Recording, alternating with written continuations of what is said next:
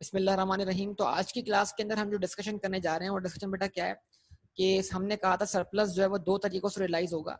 Number one, या तो surplus आप खुद यूटिलाइज कर लेंगे। कैसे यूटिलाइज कर लेंगे? इंक्रीमेंटल डेप्शन चार्ज करके। तो आप जितने अमाउंट से इंक्रीमेंटल डेप्शन चार्ज करेंगे उतने अमाउंट से पर ईयर आप सरप्लस डेबिट करके रिटेन अर्निंग्स क्रेडिट कर देंगे।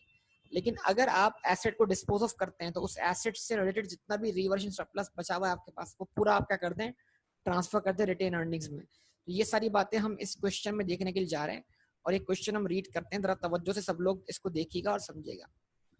MB company bot an asset on 24 जुलाई 2012। 24 जुलाई 2012 को ये मशीन खरीदी, उसने ये एसेट परचेज किया।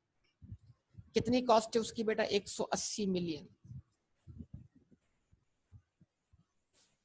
The asset had an expected useful life of 10 years, और एसेट की यूजफुल लाइफ कितनी है? 10 साल है। And N expected residual value of 20 million, और उसकी रेजिडुअल वैल्यू कितनी है? 20 मिलियन। ठीक है जी। तो 180 मिलियन क्या हो गई? एसेट की कॉस्ट हो गई, और 20 मिलियन क्या हो गई? उसकी रेजिडुअल वैल्यू हो गई। The company applies straight line depreciation to the category of non current assets, और कंपनी जो डेप्शन चार्ज करती है वो स्ट्रेट लाइन पे चार्ज करती है। It also charges a full year depreciation in the year of acquisition. भले ही asset 24 जुलाई को आया है, लेकिन अगर ईयर एंड 31 दिसंबर है तो हम उस पर पूरे साल की डेप्शन का करेंगे, चार्ज करेंगे। And no depreciation is charged in the year of disposal. Full year policy बता दी आपको। It's financial year ends on 31 December, और अगर ईयर एंड होता है 31 दिसंबर पर, 31 दिसंबर पर, तो यानी ये एसेट परचेज किए हुए कितना वक्त हुआ? तकरीबन 5 महीने और कुछ दिन। लेकिन क्योंकि पॉलिसी फुल ईयर है तो आप एसेट पे चार्ज करेंगे पूरे साल की डेप्रिसिएशन। तो ये एसेट अपना पहला फाइनेंशियल ईयर कहाँ एंड करने जा रहा है? 31 दिसंबर 2012 को। आगे बोलता जनाब, at 31 December 2013 the company revalued the asset to ₹240 million, और कंपनी ने 31 दिसंबर 2013 पर, यानी कि इस क्वेश्चन की सबसे खास बात यह है कि यहाँ पर हम रीवैल्यूएशन परफॉर्म कर रहे हैं साल के एंड पर। तो इस तरह इस क्वेश्चन के जरिए हम दो केसेस कवर कर लेंगे, एक revaluation at the end of the period, और नंबर टू, अगर एसेट डिस्पोज ऑफ हो तो हम रीवैल्यूएशन सरप्लस को कितना ट्रीट करेंगे, क्या ट्रीट करेंगे। ठीक है जी।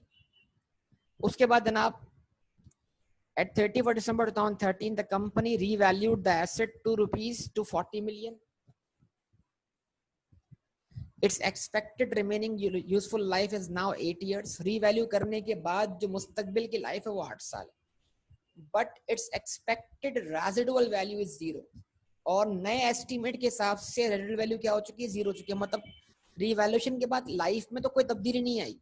2012 खत्म हो चुका, 2013 खत्म हो चुका, उसकी 10 साल में से 2 साल लाइफ कंज्यूम हो चुकी, 8 साल लाइफ कंज्यूम होना बाकी है, वो मुस्तकबिल में कंज्यूम हो जाएगी। लेकिन अब ये हुआ है कि उसकी रेजिडुअल वैल्यू निल हो गई है। मतलब अब आप सिस्टमैटिक एलोकेशन करते हो कि रेजिडुअल वैल्यू कंसीडर नहीं करेंगे। ऐसे ही चलेंगे। तो अब उसके बाद क्या, रिक्वायरमेंट तो अपनी जगह पर है कि वो आपसे टी अकाउंट मांग रहा है 31 दिसंबर 2013 तक। लेकिन जनाब मैं ऐसा नहीं करूंगा, मैं सिर्फ एंट्रीज बनाऊंगा, वो आप टी अकाउंट खुद बनाते रहे। बी रिक्वायरमेंट क्या बोल रहा है? The asset was sold on 12 फरवरी 2015।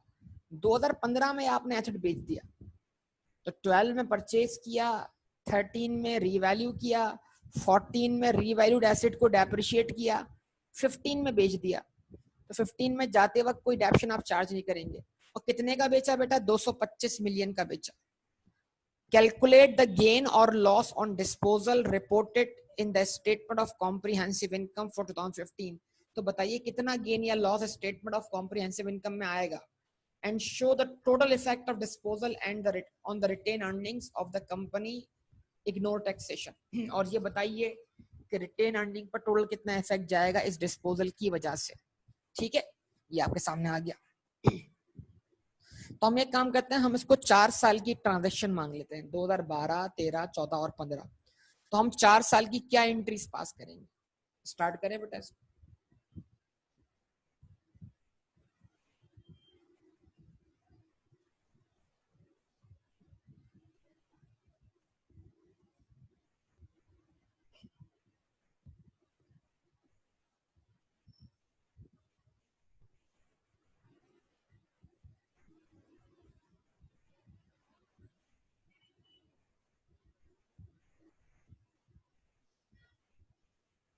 ठीक है जी, स्टार्ट करते हैं। अब एक काम ये करते हैं ना, एक कंपैरिजन भी लेके चलते हैं। कंपैरिजन, ये एसेट फॉलो कर रहा है रीवैल्यूएशन मॉडल।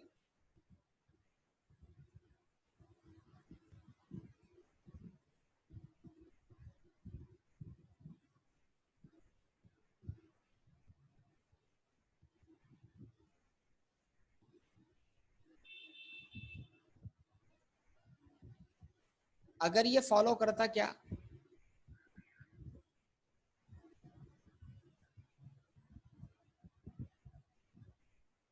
कॉस्ट मॉडल,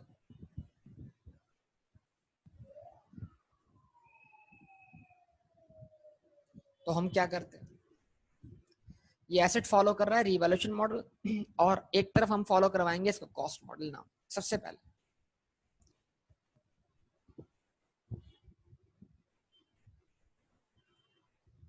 24 जुलाई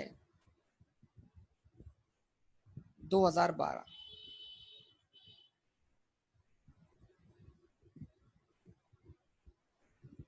एसेट से मुराद यानी क्या है, property plant equipment. Property plant equipment debit, क्या कॉस्ट है इसकी, 180 million, 180 million bank credit, 180 million. असल सॉल्यूशन लेफ्ट हैंड साइड पे चल रहा है बेटा, लेकिन राइट हैंड साइड पे जो करूंगा वो सिर्फ कंपैरिजन होगा। अच्छा जी, कहाँ पहुंच गया बेटा, 31 दिसंबर को 2012, और as per full year policy charge कर दी पूरे साल की डेप्रीसिएशन। एंट्री बनी depreciation expense debit, accumulated depreciation credit। 180 cost थी, 20 मिलियन इसकी रेजिडुअल वैल्यू थी, यूजफुल लाइफ कितनी थी, 10 साल। आपको डेप्शन मिल गई, कितनी मिल गई, 16 मिलियन। जवाब दें, सही है। ये पहला साल एंड हो गया। जरा बताइए, आपने 31 दिसंबर 2012 के एंड पर स्टेटमेंट ऑफ फाइनेंशियल पोजीशन में इस प्रॉपर्टी प्लांट इक्विपमेंट की कितनी डब्ल्यूडीवी रिपोर्ट की,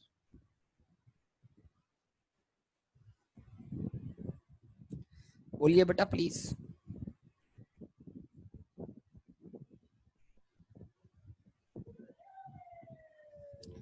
कितनी डब्ल्यूडीवी रिपोर्ट की, खामोश हो गए सब लोग बेटा।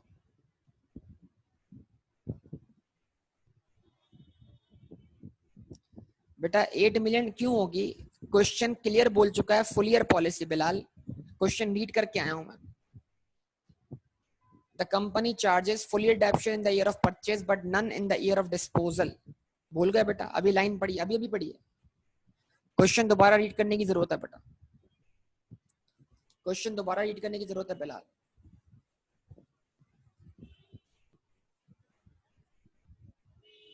ठीक है Bilal, it also charges full year डेप्शन, दिख रहा है बेटा बिलाल।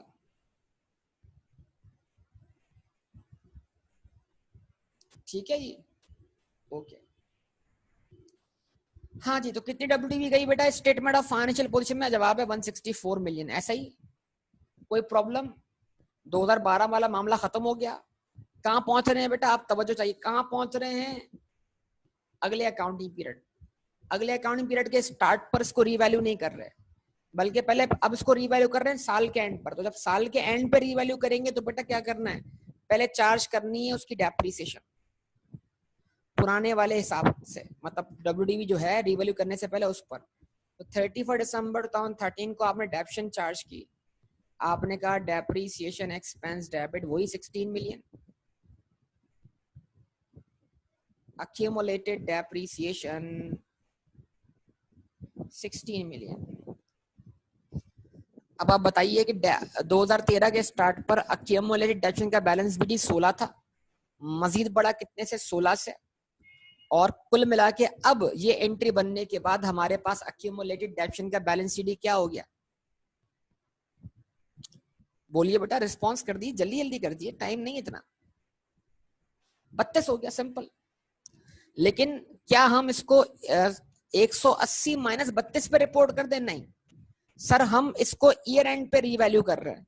तो जब हम इसको इसी डेट पे रीवैल्यू कर रहे हैं तो हम क्या करेंगे, अब रीवैल्यूड अमाउंट लेके जाएंगे स्टेटमेंट ऑफ फाइनेंशियल पोजीशन में। अब क्या करें, अब आप क्या करें, रीवैल्यूएशन की एंट्री पास करें और रीवैल्यूएशन परफॉर्म करने से पहले आप अक्यूमुलेटेड डेप्शन डेबिट करें कितने से, 32 से। प्रॉपर्टी प्लांट इक्विपमेंट यानी कि एसेट क्या कर दें, क्रेडिट कर दें 32। ये एंट्री बनने से क्या हुआ, एसेट कहां आ गया, अपने डब्ल्यूडीवी के ऊपर आ गया। जवाब दें, क्या ये एंट्री बनने से एसेट अपने डब्ल्यूडीवी पर आ गया?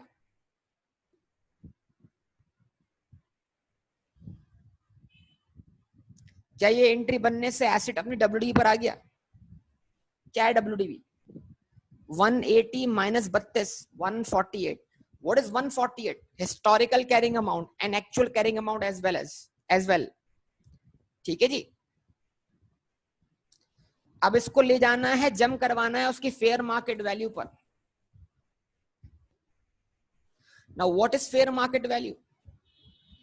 240 million, 240। जवाब दे बेटा। तो आपने कहा भाई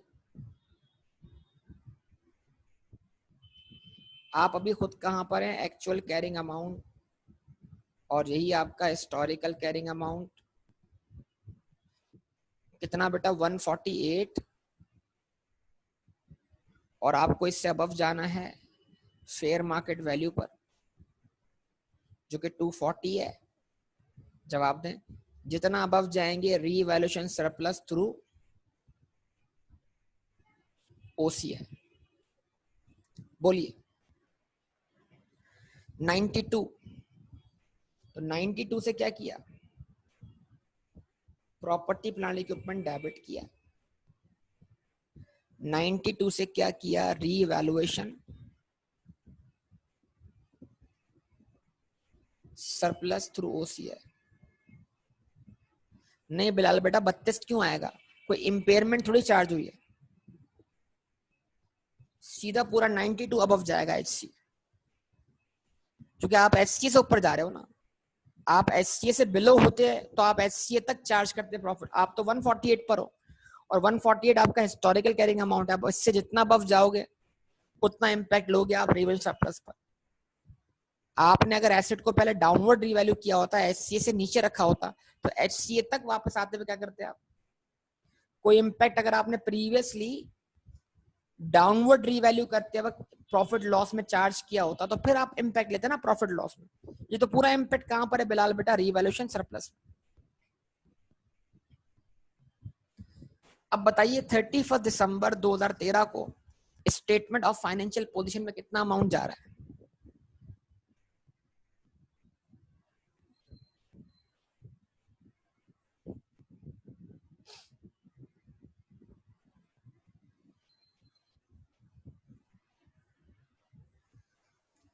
बोलिए बेटा 31 दिसंबर 2013 को स्टेटमेंट ऑफ फाइनेंशियल पोजीशन में कितना अमाउंट जा रहा है? डब्ल्यूडीवी क्या जा रही है? सब खामोश हो गए।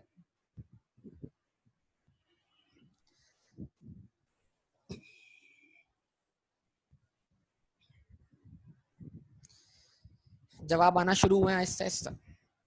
दो जवाब आए अब तक, दो जवाब। एक जवाब है 208, दो जवाब है 208 और एक जवाब है 240। हाँ बेटा, और कोई? बेटा सबके रिस्पांस का मुंतजिर हूं। कितना अमाउंट जाएगा एसओएफपी में? एसओएफपी बेटा 240 जाएगा ना। कॉन्ट्रा तो हम खत्म कर चुके हैं, अब कॉन्ट्रा क्यों मैच कर रहे हैं? 32 से कॉन्ट्रा क्रेडिट हुआ था और फिर 32 से कॉन्ट्रा डेबिट हो गया, तो कॉन्ट्रा अकाउंट तो क्लोज हो गया रिवैल्यूएशन परफॉर्म करने से पहले। और रीवैल्यू करने के बाद 148 जो है वो 240 में कन्वर्ट हो गया, और जैसे 148 240 में कन्वर्ट हो गया तो रीवैल्यूएशन होने के बाद उस पर कोई फर्दर डेप्शन चार्ज नहीं हुई। कोई सब्सिक्वेंट डेप्शन जब चार्ज नहीं तो उसमें तो लेस कैसे होगी? जवाब दें। तो रीवैल्यू होने से पहले पहले तक डेप्शन चार्ज हुई थी और जितनी भी चार्ज हुई थी वो एलिमिनेट कर दी गई डेप्रिसिएशन। तो कितना अमाउंट जाएगा एसओएफपी में? 240 जाएगा बेटा, रीवैल्यूड अमाउंट जाएगा 240। अब ये टी अकाउंट्स बनाएं, आप देखें बना बनाकर, तब आपको आइडिया होगा। ये कितने छोटे छोटे पॉइंट्स इसमें मिस्टेक्स कर रहे हैं। चलें जी आगे आगे बढ़ते हैं मजीद।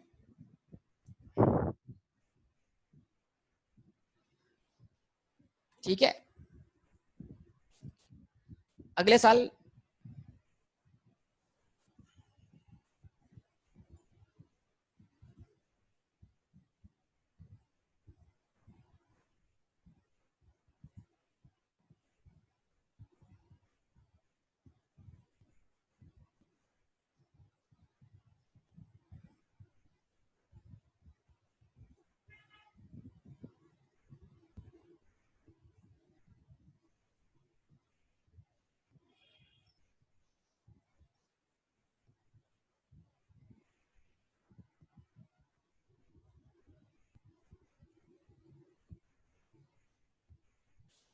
चलिए अगले साल क्या करते हैं हम, जरा इसके ऊपर चार्ज करते हैं हम। अब हम कहाँ पहुंच जाएंगे बेटा, अब आप बताइए। हम पहुंच जाएंगे अब 31 दिसंबर 2014, ऐसे ही हम पहुंचे 31 दिसंबर 2014 और अब हम चार्ज करेंगे डेप्रीसिएशन। एंट्री बनेगी depreciation expense debit accumulated depreciation credit. तो अब WDV की सिस्टमेटिक एलोकेशन करते हैं 240 डिवाइड बाय 8। ख्याल रखिएगा रेजिडुअल वैल्यू जो है वो अब निल हो चुकी है। अगर रेजिडुअल वैल्यू में चेंज ना आया तो मैं क्या करता, मैं 240 में से 20 मिलियन की रेजिडुअल वैल्यू लेस करता। लेकिन क्योंकि क्वेश्चन ये बोल रहा है रीवैल्यूएशन डेट पर रेजिडुअल वैल्यू जो है वो निल हो चुकी है, तो आप क्या करें, आप 240 को डायरेक्ट डिवाइड बाय 8 कर दें। क्या आंसर है आपके पास?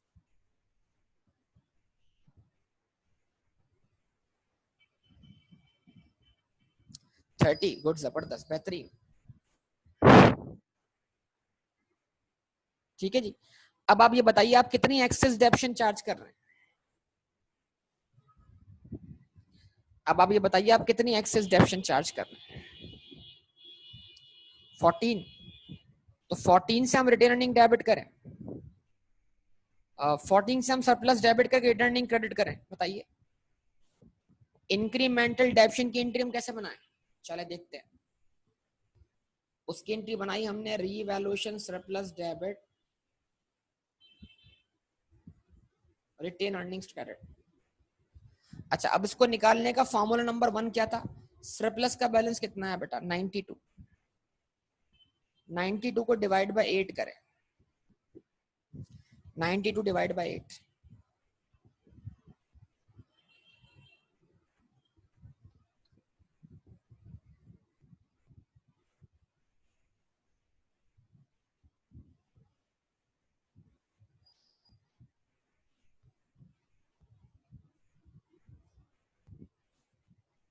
$11.5। आप सब तो बोल रहे थे कितना? 14। ये आंसर तो 11.5 आ गया।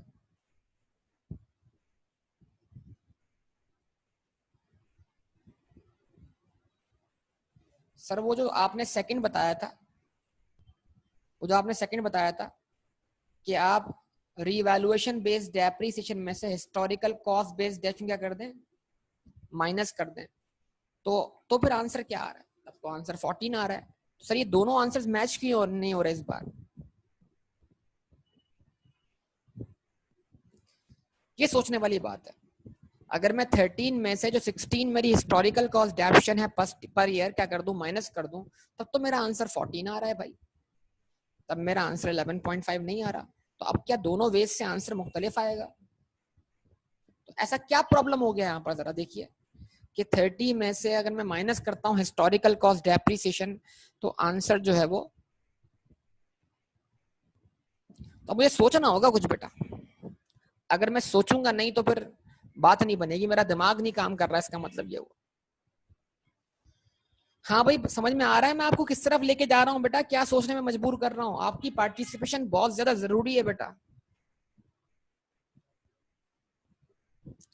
हसन शेख कह रहे हैं क्योंकि 20 माइनस नहीं हुआ। वेरी गुड बेटा, जबरदस्त बात कर दी, बेहतरीन बात कर दी। अच्छा, अब इस बात को समझने के लिए हम एक काम करते हैं, हम इस एसेट को रखते हैं कहाँ पर, कॉस्ट मॉडल में। कॉस्ट मॉडल में अगर हम इसको लेके चलते हैं हम यानी कि अगर ये एसेट रीवैल्यू ही ना होता तो आज हमारी बुक्स में क्या पोजीशन होती? पीपी डेबिट हुआ होता कितने से? 180 से। बैंक क्रेडिट हुआ होता 180 से। सेम एंट्री, कोई फर्क नहीं, because initial measurement is always on cost. फिर 31 दिसंबर पे डेप्शन चार्ज हुई होती, डेप्शन expense debit, accumulated depreciation credit कितने से? 16 से। 16 से।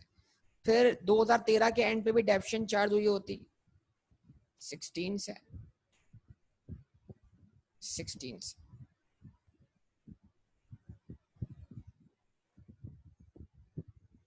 ठीक है जनाब, जवाब दें। और ये जो हम परफॉर्म कर रहे हैं रीवैल्यूएशन,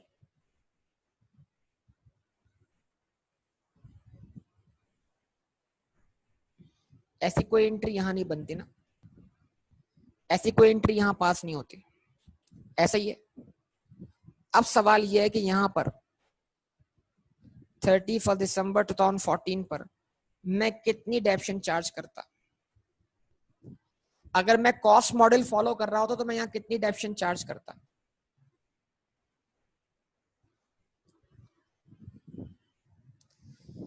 जब भी लाइफ में चेंज आएगा, नहीं बेटा 16 नहीं करता, ये तो है 16 नहीं करता ना। जब भी लाइफ में चेंज आता है तो हम फार्मूला इस्तेमाल करते हैं, remaining value formula.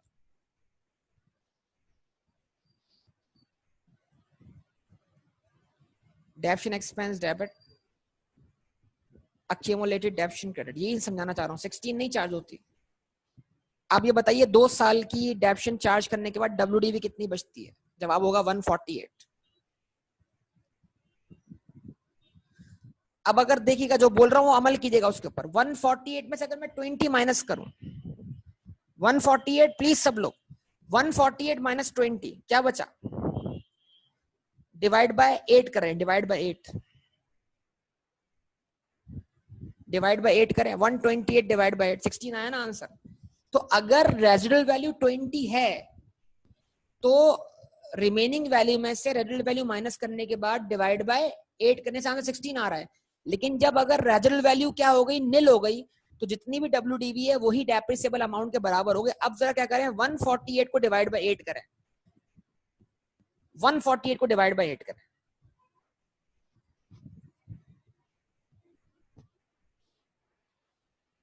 $18.5।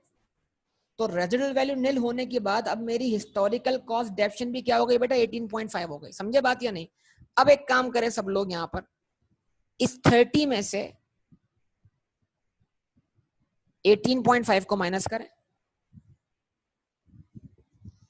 30 revaluation based depreciation and 18.5 is historical cost based depreciation।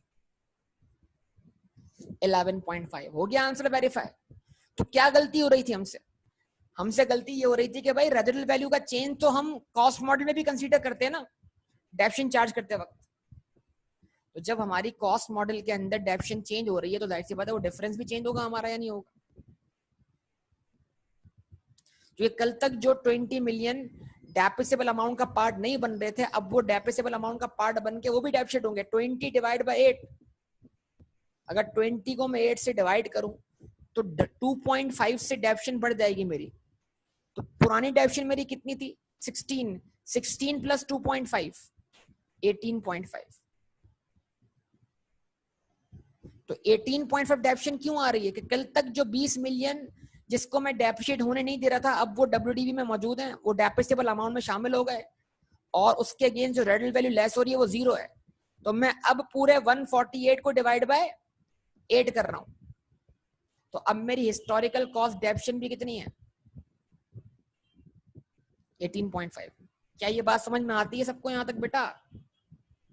जो सिखा रहा हूं, समझा रहा हूं आपको, ये ऐसे ऐसे बारीक पॉइंट है जो बच्चे गलतियां कर रहे होते हैं इसके अंदर, उनके कॉन्सेप्ट नहीं बने होते इन बातों के बारे में।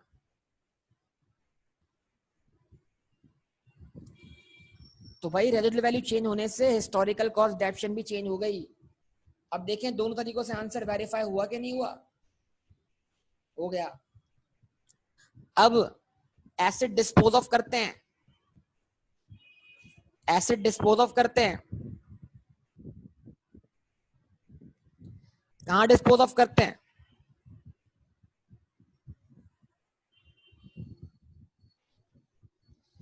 दो 2015-12 फरवरी को कितने का? 225 मिलियन का।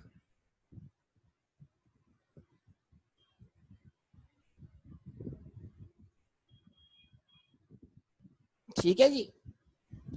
अब ख्याल है कि का एसेट डिस्पोज हो रहा है रीवैल्यूएशन मॉडल में।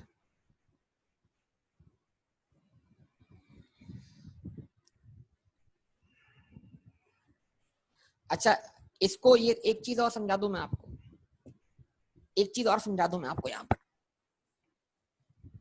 अच्छा, एक चीज और समझा दूं मैं यहाँ पर, रुक कर। अब ये बताओ 2014 के एंड पे बनेगी स्टेटमेंट ऑफ फाइनेंशियल पोजीशन, बनेगी?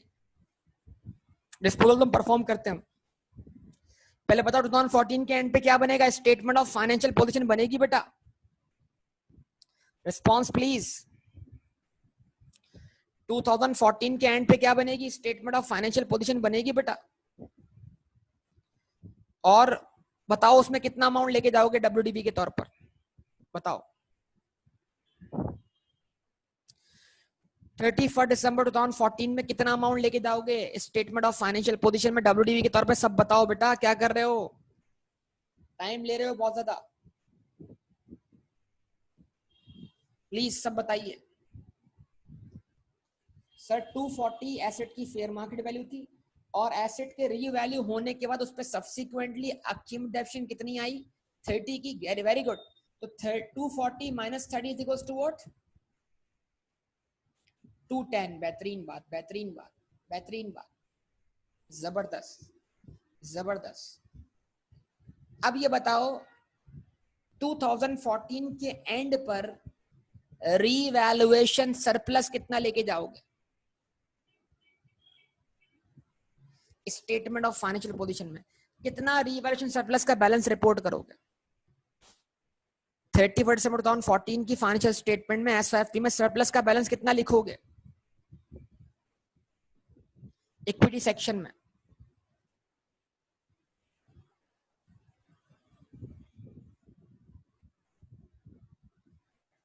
बोलो।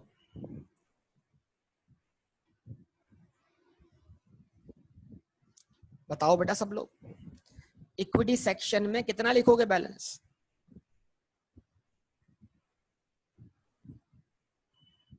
सर 92 से सरप्लस कितने से राइज होता है? 92 से ना। 92 में से कितना रियलाइज हो गया? 11.5, ऐसा ही है ना। अब बचा कितना? 80.5। तो 80.5 लिखेंगे स्टेटमेंट ऑफ फाइनेंशियल पोजीशन में, ऐसा ही है। गुड। अब एक काम करते हैं ना, कुछ एनालाइज करके देखते हैं। देखिए मैंने आपको कहा था मैजिकल लाइन हमेशा काम करेंगे, और मैजिकल लाइंस को आप जरा देखिएगा, सारे जवाब आज यहीं मिल जाएंगे आप।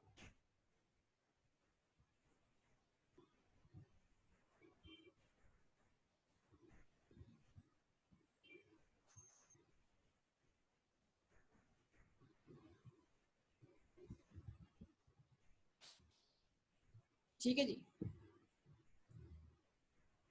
बहुत तवज्जो से सुनना और समझना है इस बात।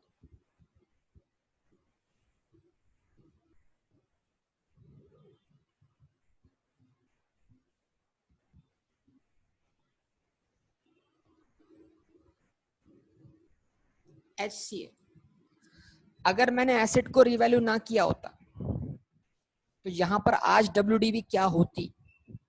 कोई बताएगा आप में से? अगर ये एसेट रिवैल्यू ना हुआ होता तो WDV क्या होती 31 दिसंबर 2014 पर?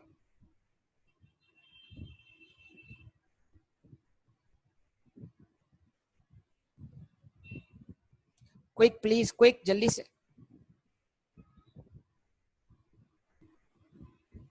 132 होती। अभी आप खुद देखो 148 पर तीसरे साल की डेप्शन चार्ज हुई है वो तो 18.5 हुई है ना बेटा, भूल गए उसको? तो अगर आप कॉस्ट मॉडल फॉलो करते तब तो आप तीसरे साल की डेप्शन 18.5 ही चार्ज करते हैं ना। देखो वही मिस्टेक्स जो बार बार समझा रहा हूँ वो किए जा रहे हैं आप लोग।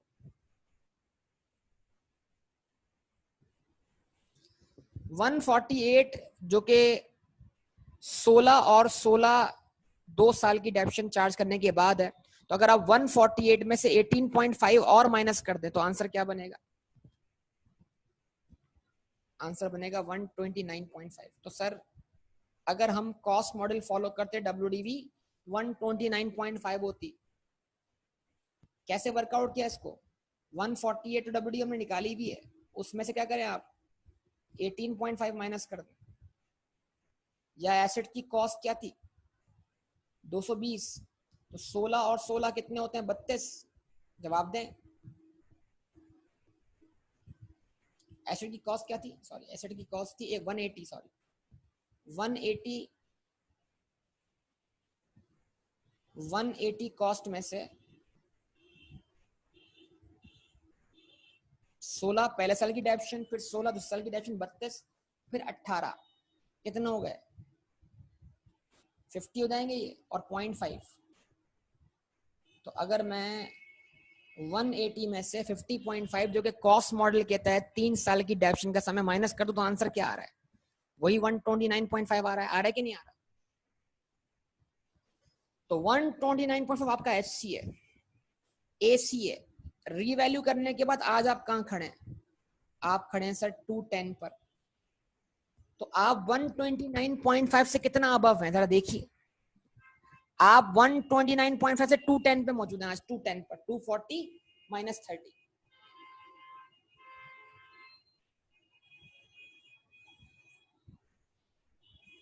आप 210 पर है। 240 रिवैल्यूड अमाउंट माइनस 30 उसकी सब्सिक्वेंट अक्यूमुलेशन। जरा डिफरेंस निकाल के देखिए। तो जो यहां से यहां तक का डिफरेंस मिलेगा वो 80.5 मिलेगा, और ये उसी बैलेंस के बराबर है जो हमारे पास सरप्लस के तौर पर मौजूद है। ऐसे ही तो इतना सरप्लस मौजूद है हमारे पास। क्या ख्याल है? जवाब दें।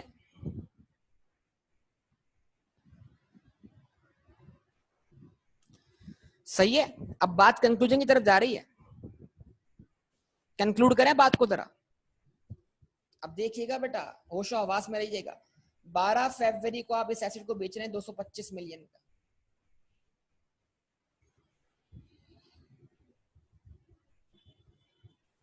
तो यहां पर एक चीज और ला रहा हूं समझाने के लिए, सिर्फ सेलिंग प्राइस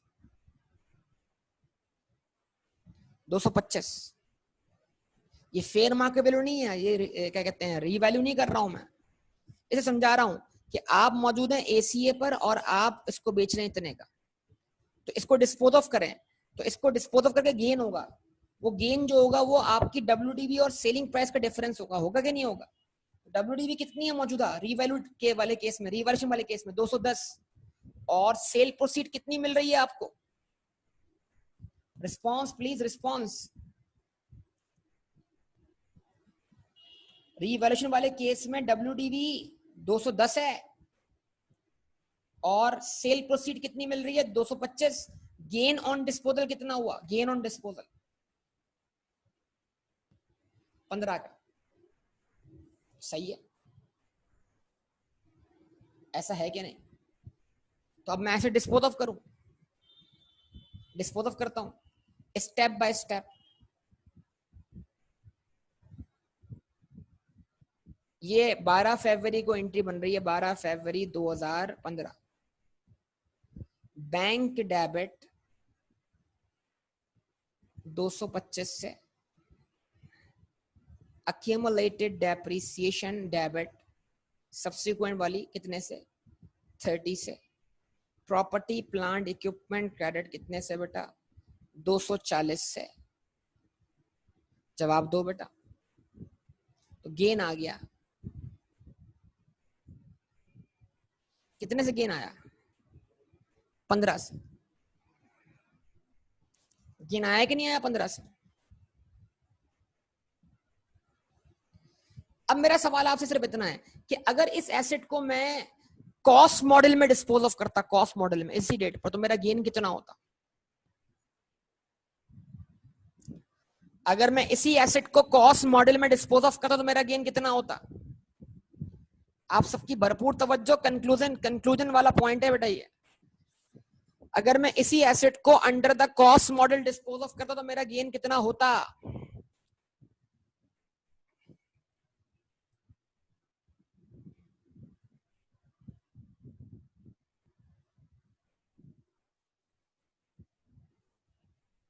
तो सर अंडर द कॉस्ट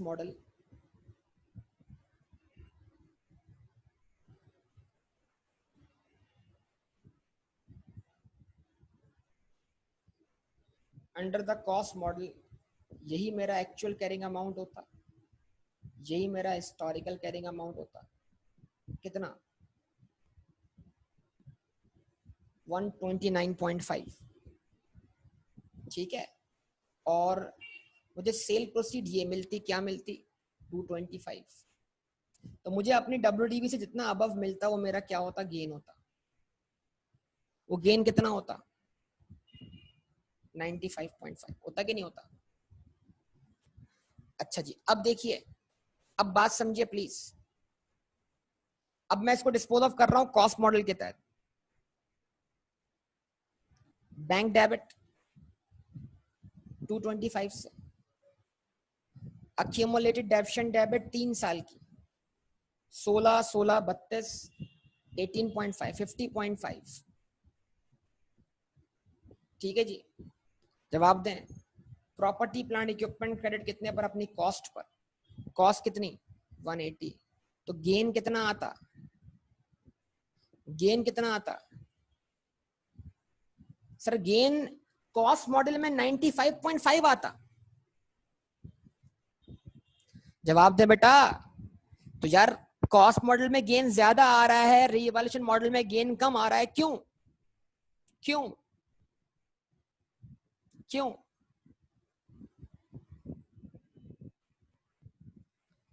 क्यों बेटा?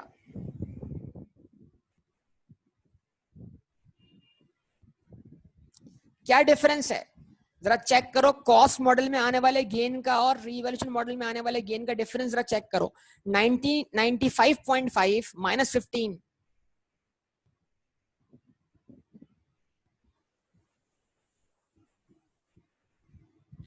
80.5। तो ये 80.5 तुम्हारे पास कहां पड़ा हुआ है? रिवॉल्यूशन मॉडल में। जब 80.5 से तुम्हारी WDV ओवर स्टेटेड है, ओवर स्टेट हुई हुई है, रीवैल्यू हुई हुई है, तो जितने से WDV एक्सीड कर रही है उतने से गेन कम आ रहा है। अगर ये WDV रीवैल्यू ना हुई होती तो इतने से डिफरेंस ज्यादा बढ़ता। किसका? सेल। देखें, रीवैल्यू करना क्या कर रहा है? एसेट को सेल प्रोसीड और WDV के डिफरेंस को कम कर रहा है। तो इसका मतलब क्या है? हमारे पास जो 80.5 से जो गेन कम आ रहा है वो गेन हमारे पास पहले ही रखा हुआ है। कहां पर? रिवर्शन सरप्लस के अकाउंट में। तो अब क्या करेंगे? अब उस गेन को वहां से उठाएंगे और ट्रांसफर कर देंगे रिटेन्ड अर्निंग्स में। तो इसका मतलब क्या हुआ कि गेन रियलाइज होगा कब? एसेट को बेचते वक्त।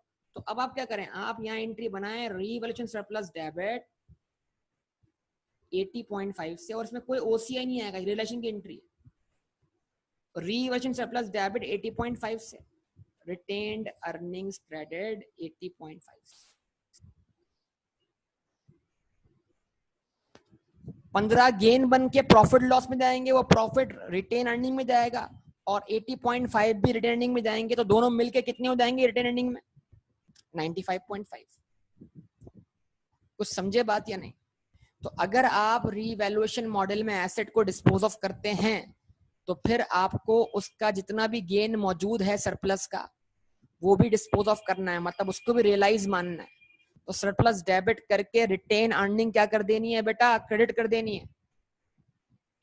उसको भी ट्रांसफर कर देना मुकम्मल तौर पर। अब ये इंक्रीमेंटल डेप्शन लग के ट्रांसफर नहीं होना, क्योंकि ये एसेट डिस्पोज ऑफ हो गया। अगर हम इसको यूज करते रहते तो ये गेन हमें रियलाइज होता रहता, लेकिन हमने एसेट बेच दिया तो ये गेन, ये पैसा अब हमारी जेब में आ गया, और ये हमारा गेन सरप्लस खत्म करके रिटेन अर्निंग का क्या बन गया? पार्ट बन गया। हाँ जी, कुछ बात क्लियर है? बात समझ में आई है सब लोगों को? मैं क्या समझाना चाह रहा हूं आप लोगों को? कंक्लूजन ये है कि जब एसेट डिस्पोज ऑफ होगा रिवैल्यूएशन मॉडल में तो उसका रिवैल्यूएशन सरप्लस रियलाइज हो जाएगा जितना भी पड़ा हुआ होगा। और उसकी जो भी लॉजिक थी ना, वो लॉजिक भी मैंने आपको समझा दी, पैरेलल किसको रखते हुए? कॉस्ट मॉडल को। कि अगर यही एसेट इस टाइम पे डिस्पोज ऑफ हुआ था कॉस्ट मॉडल में तो हमारा गेन 15 नहीं होता, बल्कि हमारा गेन 95.5 होता। यस और नो?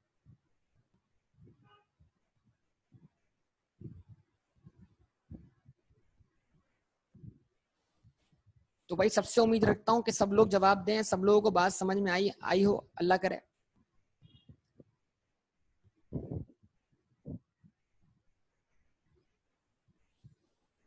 सबके जवाब का मुंतजर।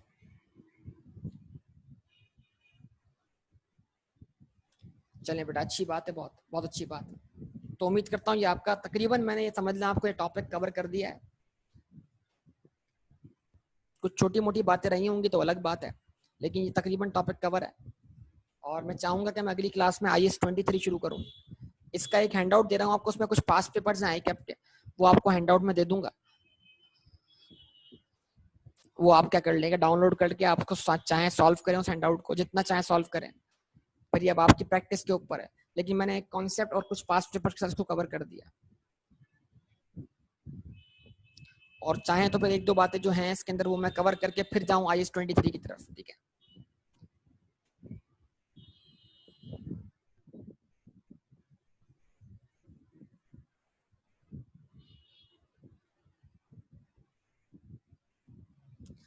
बिल्कुल बिल्कुल सही कह रहे हैं बिलाल। रिजर्वेशन की वजह से हमारी WDV जो थी वो 129 के बजाय कितनी थी, 210 थी।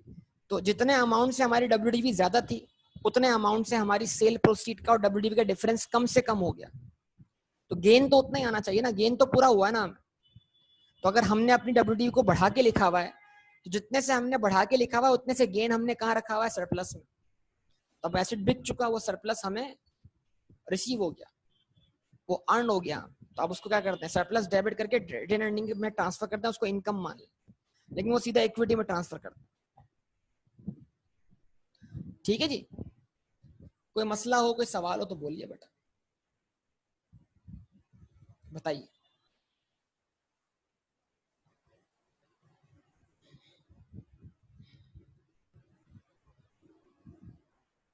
ठीक है, तो प्रैक्टिस हैंडआउट आपको सेंड करता हूँ, आप उसकी प्रैक्टिस कीजिए सब लोग बेटा, अच्छी तरह प्रैक्टिस कीजिए सब लोग। उसमें अच्छे खासे क्वेश्चन मिलेंगे आपको मजीद प्रैक्टिस करने की। करेंगे सब लोग बेटा। क्वेश्चन बैंक डाउनलोड कर लिया है क्या सब लोगों ने, ICAP क्वेश्चन बैंक?